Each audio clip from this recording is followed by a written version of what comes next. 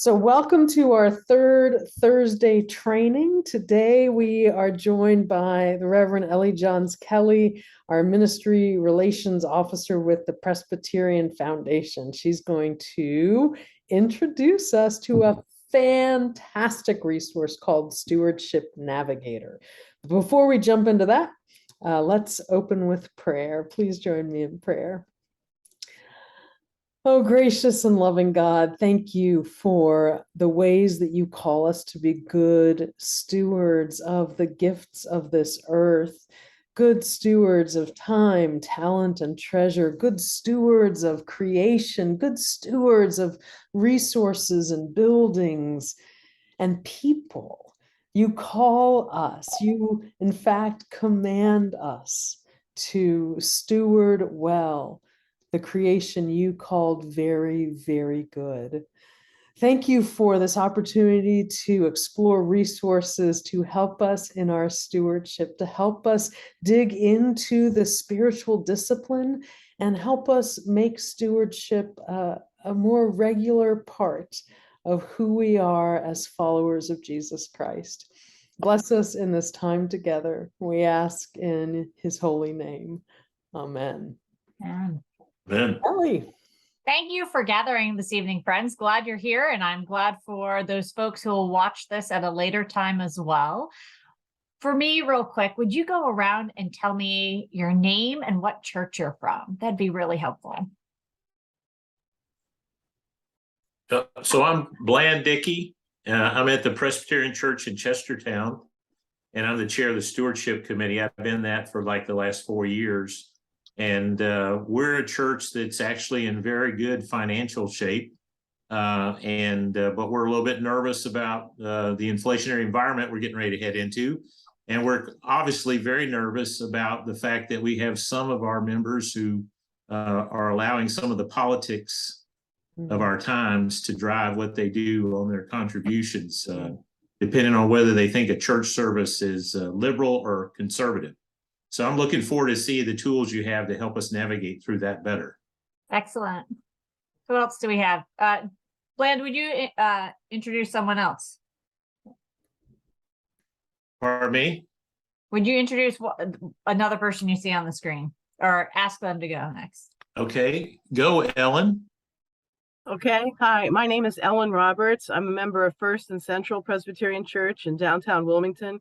I'm treasurer and chair of the finance committee, and by default, I get to do the stewardship campaign.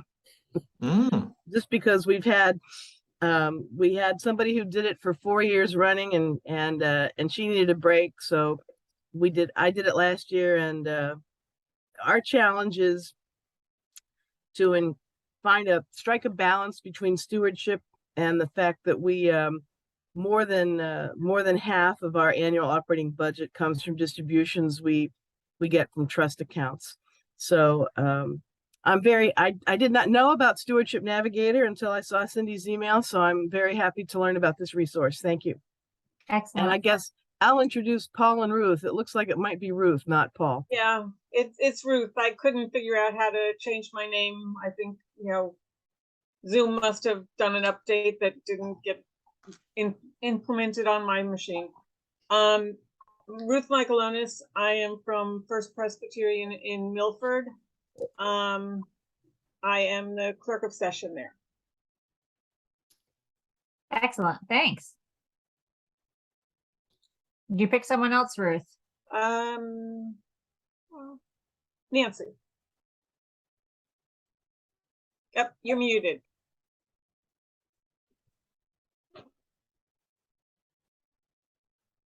Yep, still muted.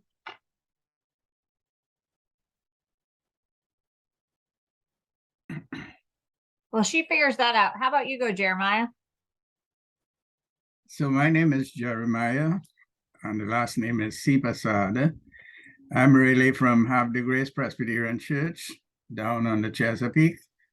But the reason I'm here is because I do pulpit supply in this presbytery and presently at West Nottingham Presbyterian Church. So I get all the emails, and I'm taking advantage of this opportunity to listen. As someone previously said, this is the first time I'm seeing this. It's a fascinating program, Stewardship Navigator. I've been associated with a few churches, and the only church I've seen something serious about stewardship is the church I interned at in New Jersey. I think churches needed to, have an exposure to these kinds of programs. So I'm glad to be here. Thank you. Excellent. Thank you. And Nancy, would you go next? Sure. I'm clerk of session at First Presbyterian in Newark. And Ellie, we met with you last year, and I believe you're going to come and speak to us in a week or two. I am. You get me, what is it, the 31st or 30th? Yeah, I think so. Sunday, So I the have 30th seen of October. the Stewardship Navigator before, and I'm looking forward to seeing how we can use it. Excellent. Excellent. Well, I'm glad to be here with you folks today. As you know, the Presbyterian Foundation is one of the 6 agencies of the denomination, and we've been doing planned giving work at planned giving education since our inception in 1799. We provide investment options, online giving for churches, and we've been doing stewardship education for the last decade or so. It belonged to the Presbyterian Mission Agency. And interestingly, we received a big grant from the Lilly Endowment for church financial leadership. Board of Pensions did too, and that provided grants to pastors to help them with their own personal finance. But we received our grant to be able to help equip pastors and other church leaders with church finances. And so with that, we were able to create 2 programs. I want to show you one of them real quick. And the question is, do I remember my password? The other one I want you to know about is churchfinancialleadershipacademy.org. Did that just come up? Did you see something there? Excellent. So when you click on sign up, you would sign up as an individual, and anyone working on stewardship can sign up for both of these. You sign up for them independently. What you need is your email address. You create a password, put in your name, your church, position, title. And then when you page down, it's going to ask you for a code, a registration code. It's real hard, friends. PCUSA. You think you can remember that? PCUSA. Okay. So you put in your code, and it's going to take you, let's see if my password, if I've changed it. I can't get in right now because I'm not remembering my password, and I don't want to take the time to redo it.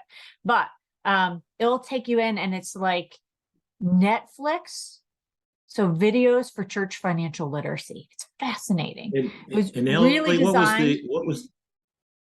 Church FLA. It looks like Church Florida, but it's churchfla.com. And if you put in .org, it will take you there too. So Church FLA. So Financial Leadership Academy. But you can watch videos at all times of day or night on mission and vision, on planned giving, on what is a report, balance sheet, what should it look like, what should your financial reports look like. Just a wonderful tool. Now, Stewardship Navigator, like Church Financial Leadership Academy, requires a log-on and password. And again, you're not having one for the church and you're all sharing. That'd be really confusing. So each person creates their own log-on and password, and you go here and see this sign up here. You click on that. And the easiest thing to do, like I'm going to put Newark in real quick. Click in Newark, and I see there are 5 churches there. So I would click first Newark, and then you can create your username and password there, Nancy. Have you tried that yet? Since our meeting? You have. Awesome. And so, I just want to warn you, my phone is dying, so I'm going to have to get in through my computer. So if I disappear, no worries. We'll find you coming back in. Yeah. Okay. So I'm going to log in as myself right now. Now my homepage is a little different than yours because as your ministry relations officer, I get to see every church who's using our Stewardship Navigator. So I'm just going to pick this Greenboro church is actually a church that is closed. And so we have an EP who uses that. So Cindy, if you want to be able to get in here and play with it, pick a church that's closed in the last 4 or 5 years and use that as your church to log in. and that gives you your kind of dummy site, right? But the nifty thing is when you come here, you have at your fingertips resources for year-round stewardship. And for many people, stewardship has come to be kind of a dirty term, right? A dirty word. No one wants to talk about it because they think just dollar signs, right? Oh, the church is asking for money again. Stewardship's not about money. It's about mission and ministry. And we want to help you communicate what's going on in your mission and ministry. So when Nancy has me preach at her church, it's going to be kind of a quasi stewardship and plan giving legacy sermon. And I'm going to bust out and sing in the middle of the sermon. And I'm going to sing. So Cindy is a good friend. We both like to sing, right?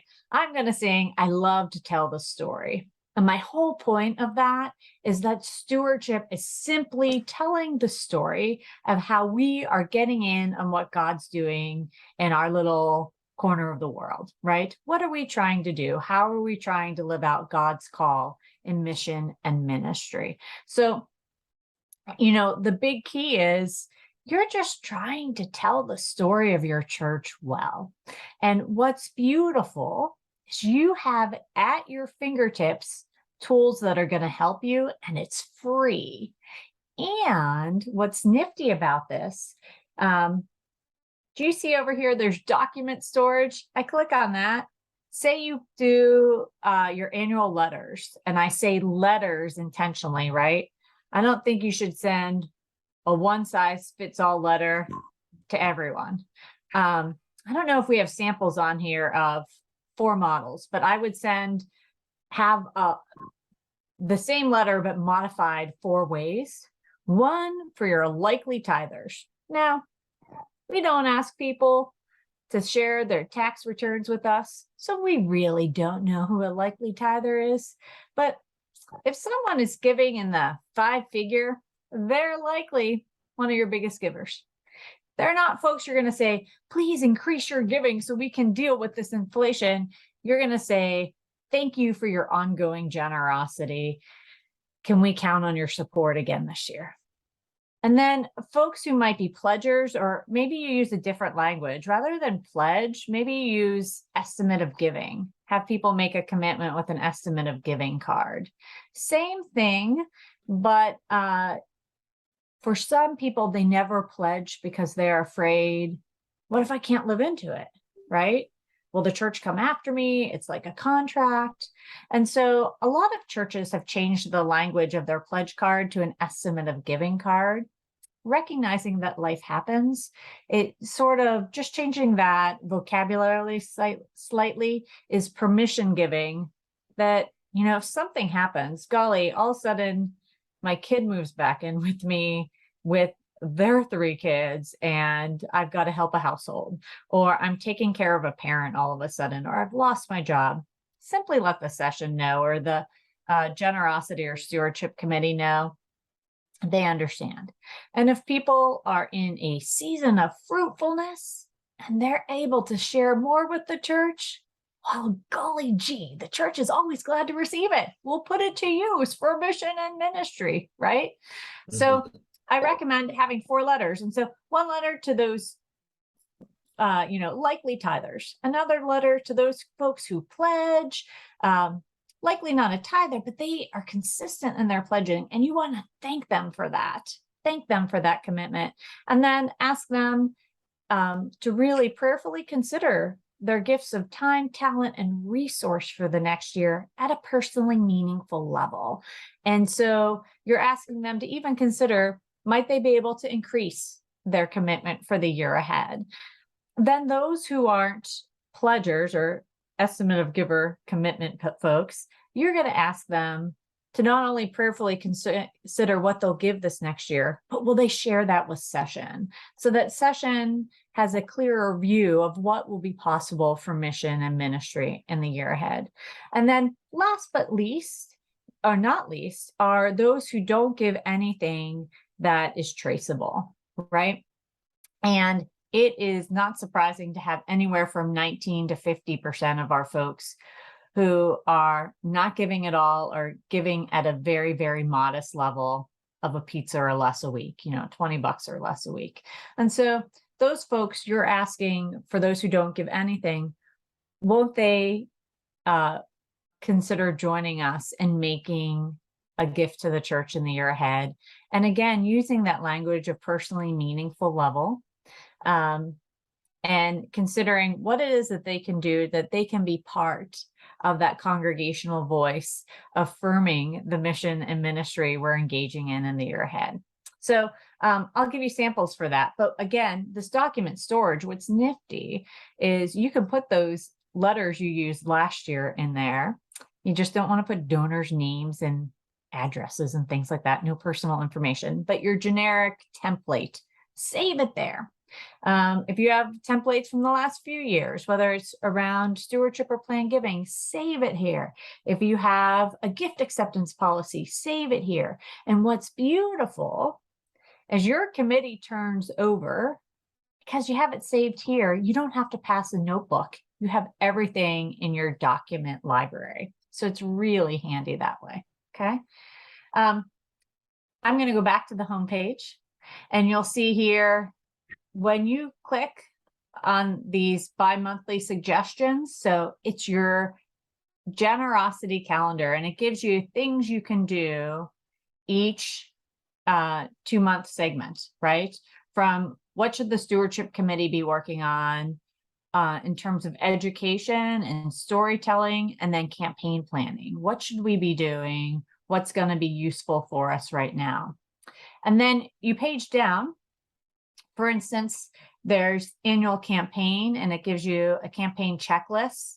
Now, we have a couple different campaigns you can choose. You go up here and choose annual campaign, you click select a different campaign. There are 7 different campaigns here for you. Sorry, I had my number wrong. 7 different campaigns, right? And what's nifty is you can click on it and it will give you strengths and limitations. When's the best time to use such a campaign? When's not so useful? But you can click through and choose really what's going to work for you. And then what I love, when you select the campaign, it gives you step by step each week. What do you need to do? Your pre-campaign work, 8 weeks out, 7 weeks out, clear up to your commitment Sunday, right? And what I love, particularly with this one online version, it gives you a blurb that you can use in your bulletin and on social media every week. So you're not having to create the little statements and the little snippets you want to use. Everything is right here for you, so that you're not having to create anything out of whole cloth. Isn't this neat? What do you think? Okay. You'll even find here is a narrative budget builder. And I think this is a great thing to put out when you are putting out your letter and your appeal, is having a narrative budget where you take your line item budget, which is really a tool of the session and the finance committee. They need a line item operating budget to make sure everything's in accord and they're being good stewards. However, most people in your pews, their eyes will glass over when they see that. It doesn't really communicate for them, how do these resources make mission and ministry happen? And that's where you have a narrative budget. And so you'll take your whole budget, including building expenses and staff, and divide it into 3 to 5 areas, right? Here you have the mission areas you can select. What I did in the church I served up in Warren, PA, we had worship, mission, Christian education, pastoral care, and fellowship were the areas we talked about, right? And then we divided out, looking at the whole budget, okay, what portion goes into worship, right? That included portions of my salary. You know, how many average hours in an average week do I put toward worship preparation in the actual practice of worship, right? Same for pastoral care and Christian ed and mission, etc. And then I even asked my custodians, okay, how much time do you put into pastoral care and like worship? Let's figure this out. And it's a bit of a guesstimate. And my custodian said, Ellie, we do not do pastoral care. And I said, well, one, you clean my office. Two, this was nearly a decade ago, or it was a decade ago. They actually recorded our services on Sunday morning. And then on Monday, when they were cleaning the parlor, they had running in our computer lab the CD burners burning that digital file onto a disk. And then our deacons and I would take them out to our shut-ins, right? I said, so believe it or not, you're doing some pastoral care. It may be an itty bitty portion of what we pay you in your benefits, but you're doing it. So we kind of piecemeal that out just in a spreadsheet, right? And can figure out, you know, what portion of our total budget is going to worship. And we even looked at, you know, the church calendar. What portion in a given week is the church used not only for worship, but preparation for worship? You know, the organists practicing, the choirs practicing, etc. Same with mission. And so, you know, we were taking into account AA and NA and the Boy Scouts and the, we had a soup kitchen that ran every Thursday, right? We were taking into account, you know, given how many hours in a given week is our building used and what percentage is it used for those things. And then we just multiplied out those expenses, including gas, electric, snow removal, mowing, portions of the various staff people's. And so what we were able to see is, I want to say it was 44% of our total budget at the Warren Church went toward worship. And then we were able to tell stories around that and told stories and added pictures. If you can add pictures, that's a great thing. Even if you print it on like an 11 by 17 sheet of paper, you fold in half, it's a little bigger. But it's a great way to give people visuals and help them see, how does this money translate into mission and ministry? What's happening? And what we know is people give when they believe in your work, right? We know for all nonprofits, when people believe in your mission, they will support it. Now, as the church, there are a lot of people who just give out of obligation. And when they give out of obligation, they give just enough to be satisfied with their guilt. We don't want people giving to the church for that way, right? We want people supporting the church because they really believe in what we're doing. But if we're not communicating and telling that story, they're not going to be as motivated, right? So it's thinking through. And so a narrative budget builder, you can use this or email me, and I will put my email address in the chat. And I see there are a couple of questions here. Oh, thanks, Cindy. You wrote that up there. I'm going to put my email address too. If you want me to send you some samples, let's just make sure I'm typing this correctly. Cindy, will you look and make sure it's right? So if you want me to send you some of those like sample quarterly letters, I'll send you those. If you want me to send you additional samples beyond what you can do with this narrative budget builder, I'm glad to do that. The one catch is you want to kind of work through this. If you hit, say we're going to put through, I don't even see worship on here. Where am I looking? Right there. Second column, worship. Oh, there we are. Boom. Worship. We're going to call Christian education. But instead, we're going to call it nurture, right? We're going to call, we're just going to say care and compassion, mission and outreach. We'll choose 4, right? And then you select your expense type and you can put this information in, put in your expenses, add item. The thing is, as you go, you're going to want to do it in one sitting when you're putting in your stories and things. So try to get those together, kind of play through it. Maybe even copy and paste some of those things out of a Word file or WordPerfect if you're, I don't even know if that still exists, but whatever you're using for your, you can put your words in there and then copy and paste them in, might be easier, but you can create a nice brochure out of that. Other things to know about, there is a stewardship resources kit at your fingertips. So there are sample solicitation letters here, right? So as my computer is set to just download, so I'm going to slide it over, make sure you can see it. Oh.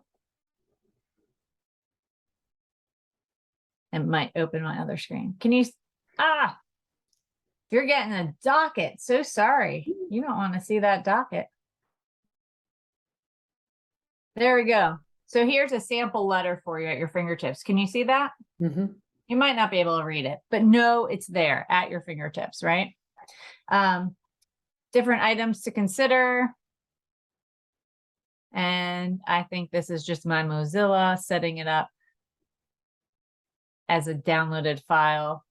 Your computer might be set that it opens up directly.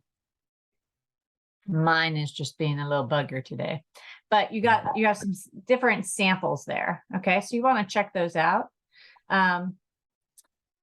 Sample thank you cards, thank you letters, letters to members who don't pledge, letters to those who pledged.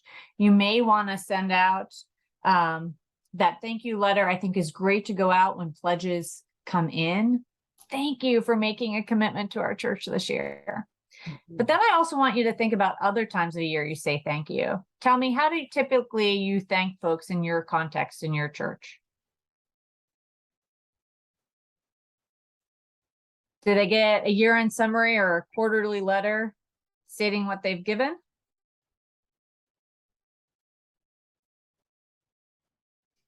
Who did you ask? All of you. Okay, how do sorry. you say thank you in your church? We do it often during the stewardship week, and then at the end of the year, we say it again, and we say it every quarter in our church. Excellent. Depending on how we're doing against our budgets. And like you said, for some of our larger contributors, we probably say it a little more often. Excellent. That's not the case for all churches. Now tell me, do you have a letter that goes out with your statement, or is it just a thank you at the base of your statement? We have a letter that we give from our ministers. Excellent. And some members of our session. That's a best case scenario, and I can send you some sample quarterly letters too. It's just a great way of telling the story again. Now, a church I worship at, literally, they send out the statement twice a year. It has only my numbers on it. Thank you. Yeah. And it would be a greater reflection that it's really about mission and ministry if they put a cover letter on saying, thank you so much for your support of First Presbyterian Church. Here are some things we've accomplished, ways that our ministry and mission have touched the neighborhood around us, as well as the greater world. And we are grateful for your support of the church. Please find attached your quarterly statement. Look it over for accuracy. Please let us know if there's anything inaccurate there. If you're behind where you normally would like to be and can bring your giving up to date, we're glad to receive it. If you're not able to meet your intended contribution, just let us know. And if you are in a season of fruitfulness, we're always glad to receive more support, right? But then again, it frames it around mission and ministry. Another thing I recommend moderators do, talk to your pastors if you're an elder. When you go into a session meeting, have 2 to 3 blank note cards per elder, and have a running list of folks who give through the year, and ask each elder to write that evening a brief thank you note, 3 or 4 sentences max. Dear Beulah and Dawn, on behalf of this, and you write your little note, brief, but we're so very grateful for your continued support of this church. The moderator can even give a leading sentence or two that might be helpful. And then you say, thank you again. We're so very grateful. And well, with gratitude from the session, and then sign your name, have the elder sign their name. Some people send out thank you notes. Practice in my presbytery, they send out thank you notes and it says from the mission committee. Golly, it'd be a lot warmer if they just said from Karen Hawes on the mission committee, right? I'm picking on Karen. I don't even know if she's serving on mission committee. It's just an elder I thought of in our presbytery, right? But it would go even further if it just had a name there, right? And that's just an easy way. And our churches overall, most churches aren't paying attention to that gratitude piece, and it goes really far. It really makes a difference. So just one other idea. I'm going to close this out, and you'll see example of a line item budget, sample pledge cards.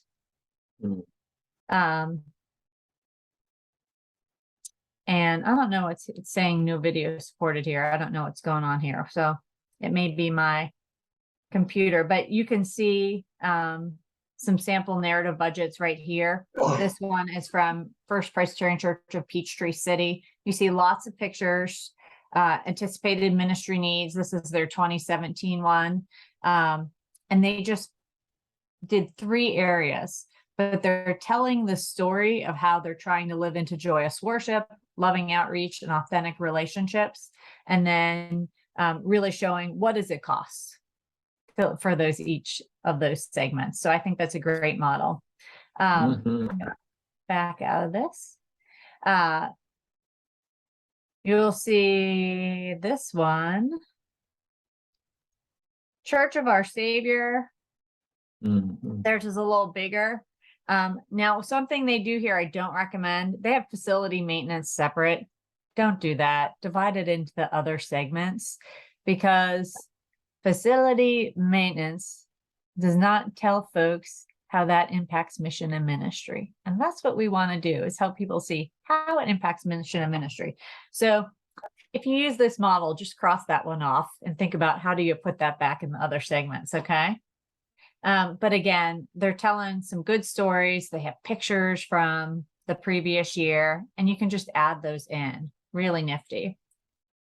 Gonna back out again. Here's a mission statement. You know, for many churches, we may have antiquated mission statements or mission statements that are honking along that no one can articulate. And when that happens, the session's really not using it to guide as their northern star what they're doing in their decision making. They also, it's really hard if you can't articulate your mission and vision to have people be generous. So there are some resources here and sample mission and vision. And you'll even see on our Church Financial Leadership Academy a video about that. But being able to articulate your mission and vision will be helpful with stewardship. Other things I want to show you. Now this is planned giving, and you're probably thinking, Ellie, we came here because it's the fall. We're trying to figure out what to do. But I want to lift this up to you as well. This module was added about 1.5 years ago, and it is extraordinary. And what's stunning is we know from the Giving USA report, I have to be honest, I haven't looked at the 2021 report that just came out. So I'm going to cite the 2020 report that came out last July. And of all charitable contributions, the largest portion of all charitable contributions went to religious institutions. Now, we're not talking hospitals. We're not talking seminaries and colleges. We're not talking food pantries that are 401c3s or 501c3s. I just made that up. 501c3s created by churches. We're talking actual churches, synagogues, and mosques, right? And 28% of all charitable dollars went to religious institutions. The next largest sector was education at 15%. So Americans, by large, give mostly to our churches. But when it comes to planned giving, if we give 28% in our living, what percentage of charitable gifts do you think we give to the church in our dying? Throw some numbers at me, friends. What's your guess? Say it out loud. 5. 5. Anyone else? 10%. 10%. Anyone else? 25. 25? Okay. 8%. Mm. Which begs the question. If we are resurrection people and we can't take our stuff with us, and we know that U-Hauls do not follow hearses, what's going on? Churches aren't talking about it. You can bet that all the other charities out there are saying, would you consider making a gift after your lifetime? You know, what do you value? What's important to you? Clearly, you've supported our organization for so long because you really believe in our work. Have you considered what you can do for the sake of the gospel of Jesus Christ after your lifetime? Won't you join us? And the reason that number is only 8% is because churches aren't talking about it. So you now have at your fingertips tools for doing that.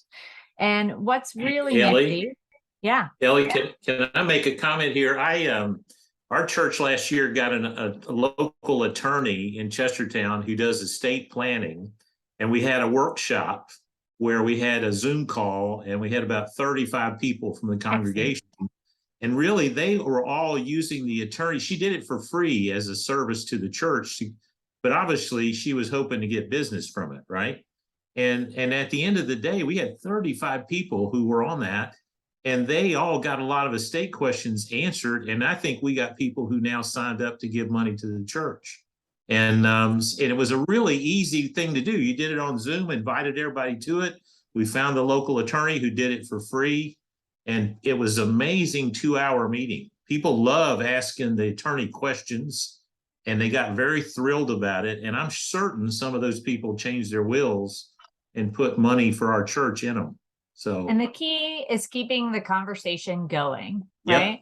So Yep. if you watch the video on our Church Financial Leadership Academy for Plan Giving, it's going to say 12-4-2-1, 12 blurbs in your bulletin over the course of the year, 1 a month, 4 newsletter articles, or if you do e-news, so once a quarter, have an article about plan giving.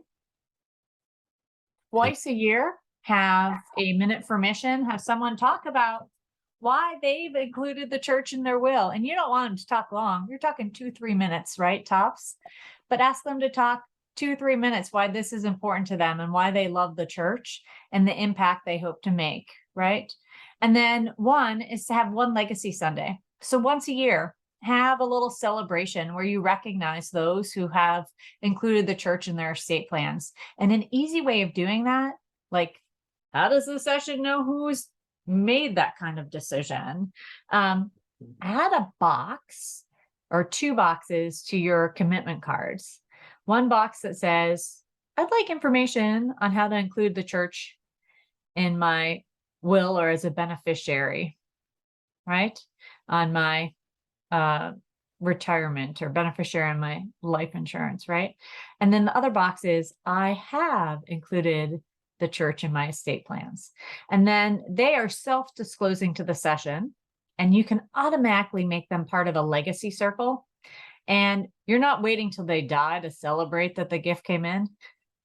You want to celebrate the decision, right? And really support them and encourage them. Truth is, they can always change their will or their beneficiary designees, right? But you hope that they will continue to keep the church. And so you make them part of a legacy circle. And the beauty of that is it's not a who's in, who's out, who actually gave money to the church, but it's affirming those who've made the decision. And the truth is, you know, if I put the church in my will for 10% and I die with $1 million to my name, that's $100,000 for mission and ministry. If the nursing home takes all but the last $100, that $10 is still significant. And if the nursing home has taken everything, right? I'm not, I was celebrated in that decision I made. And the reality is I had the best intention, and golly, I lived longer and outlived my assets, right? Sometimes that happens. But we really want to celebrate people in their decision making. So, once a year, have a celebration. Maybe you have a luncheon or a dessert reception, but then you can invite others in to do another one of these workshops planned, right? Where you have those who made the decision affirming and talking about why that's been meaningful for them. And it encourages others to consider it as well. And know that you can call me as your ministry relations officer. That's what I'm doing for Nancy. October 30th, we're going to do a workshop after church where I'll do the Composing a Legacy workshop. And so I'll preach in worship. And some churches say, we don't need you to preach, Ellie. We want to do it midweek, and we want, an afternoon session for those who don't drive. And can you repeat it? And we'll do like a light supper with soup for those who are working. So maybe you do a noon and 7 p.m. session for us. Glad to do it, right? And there's no cost to have me come out. The foundation covers my salary, my travel, everything. So it's just about asking me, getting on my calendar, and then I would want to work with at least a small committee so that this is an ongoing conversation and not just once and done, because that's not really useful for your church. But know that you have me there for that as well. Any more questions or thoughts? And I'll keep going. We have about 10 more minutes. Is that right? Okay. Okay. So I want to show you, actually, I'm going to unshare because I don't think I put the sound on. So let's see how to unshare. I do want to know how to get in touch with you, Ellie. Okay. So my email's in the chat, if you can see that. And I'm going to share my screen one more time, but I'm going to make sure I have the sound on. Yeah, I don't. Where's your email? Okay. Bren? What if you had access to a planned giving solution that required little time, no expertise, and no cost to your church? And what if that solution helped you stand out when thousands of nonprofits are vying for the charitable dollars in your congregation? Sound good? We've got great news for you. We've developed a planned giving guide that offers step-by-step plans and resources to conduct a meaningful and effective program that fits your church and emphasizes your mission and calling. You can download the guide or follow online at your own pace. We'll help you with assembling a team, creating a vision, and communicating effectively. We've designed a year-long strategy that's already outlined, saving you lots of time. We have sample letters, a brochure builder, and a website builder. Each is easy to use. Just upload your logo, enter your contact information, and you're ready to go. If you need help along the way, a ministry relations officer specific to your area is here to help, an actual person. Planned giving is a win-win opportunity for both the church and the giver. For the church, it is a powerful source of funds for future ministry. For the giver, planned giving is a way to participate in the legacy of that ministry. Let our planned giving guide help you to plan and conduct a meaningful and effective planned giving program. Just click on the Build Your Program button below and get started today. I'm stopping my share for a moment because something I did, I can't see your lovely faces. Oh. Sorry about that. I want to make sure I'm seeing your faces. So I'll bring this back up. We're here. Here. I don't know what's happening. I keep losing your lovely faces. So I'm going to drop this down and see if it's falling behind me. No. So if you, I can't see your lovely faces right now because I did something to my computer, but if you want my attention, just holler out. Is that fair? So the neat thing is you want to be able to tell, why are we even doing planned giving? How does does the session even have an idea what they're going to do if a planned gift comes in? How will we use it? How will we steward it? How will it really be a gift for future generations? And so you have here some basic questions to really help you unpack and be able to put together a vision statement, right? And so as you go through these questions, it's going to help you pare down and really come out with a lovely statement. I'm going to back out and show you here are some sample vision statements. Kind of nifty. And here are some sample brochures you can order. Now, this Composing a Legacy and Estate Planning Worksheet and Endow Your Pledge, those, they're free to order. However, the shipping is really quite expensive. So know that I have a stock of these in my home office.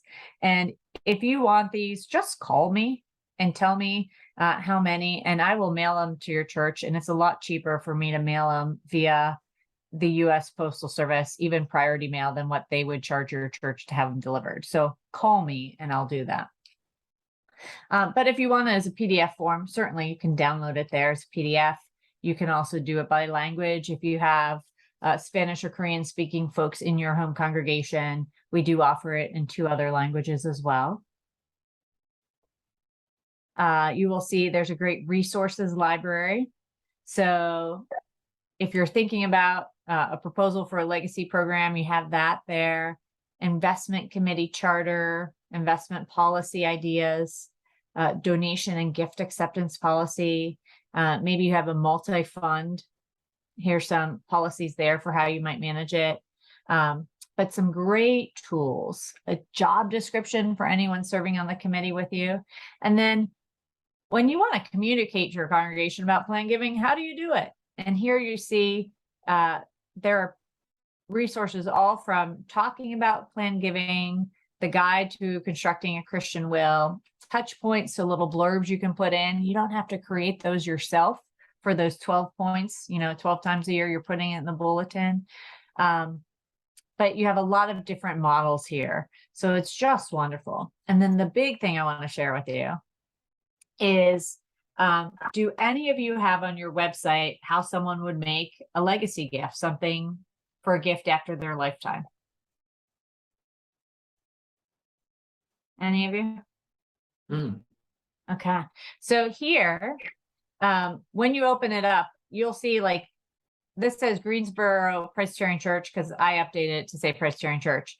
It will just say First, or it will say First and Central, right? You want to add Presbyterian Church right here. And you click Save. You want to put in your church website. If you have a website here, hit Save. Contacts. If you have anyone who's working on planned giving, an elder who's responsible for it, you can put their name here. Landing page. If you do nothing, it's going to be our default messages here. But you can always put in your own video if you wanted. A donor quote for someone who's included the church as part of their legacy, as part of their estate. And then if your church has a legacy circle, you could add this language in here as well.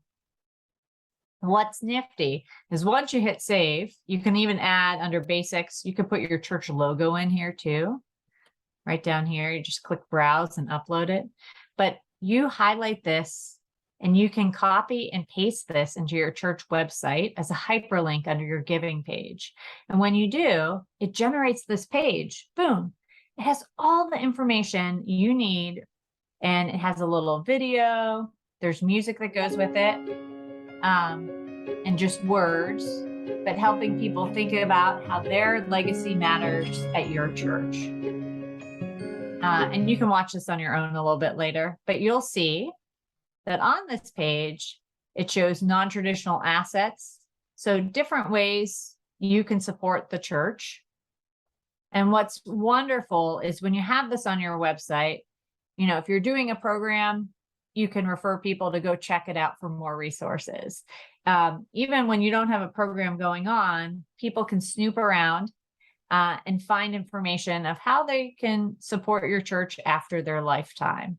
So you have great resources here. And then popular gift choices, right? And so I'd say click through this, check it out. If you click on contacts and you don't put any contact in there, that's fine. My picture and name are going to show up. And what I want you to know is that I'm not here to run gifts through the foundation. Many times we work with donors to support churches, and truth be told, we might give them language to take to their lawyer to put in their will, and we never know if that gift materializes. However, our hope is that it does. We're not here to really funnel gifts through the foundation. We're here to help funnel gifts to your church. So know that anytime you're working with a donor who says, I'd like to do something, and you're like, I don't know what to do. First say, thank you, right? And teach those folks answering the phone at your church. If someone calls and says, I'd like to make a gift to the church in my will, anyone who answers the phone says, thank you. That's wonderful. We are so grateful that that's part of your legacy. And then they say, who do I talk to, or how do I think about it? If you don't know the answer, say, Ellie Johns Kelly, our ministry relations officer, will help you. And you give them my name and number, or you take down their name and number. You call me and say, hey, Ellie, can you help me on this? And I'm here to do that for you. But lots of great resources at your fingertips to make it easy, right? And there are some smaller churches who are going to say, we don't want to put the effort or have the energy to creating an investment policy statement and this, that, and the other thing. That's when churches, we say, easy peasy. We have permanent endowment funds at the foundation. You can say any gift of $25,000 that comes in will automatically be created as a permanent endowment fund for the church. And then you're not having to worry about how it's invested, spending formula, or anything. That permanent endowment fund, that money is given to the foundation, who will hold title to the asset.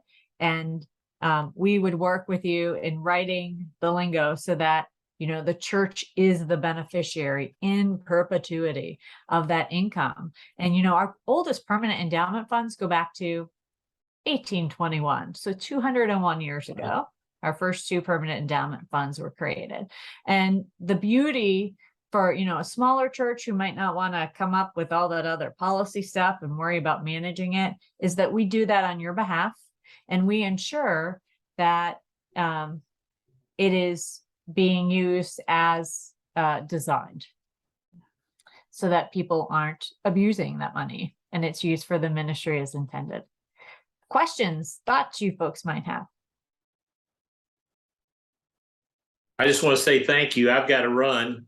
Excellent. It was wonderful. You did a great job. Thank you both Cindy and Ellie. I'm sure I'm calling, so thank you. Excellent. And thank you for putting up with me and my updates on my computer. I'm so sorry for the technical difficulties. You did great. You did great. Thank you. Bye-bye. Here, thank you so much. This was incredibly helpful. Really appreciate it. You're welcome. And just so people know, when Ellie says, call me, I'll come, I'll Zoom, I'll preach, she means it. So she really is meant to be a resource for all the churches in the area.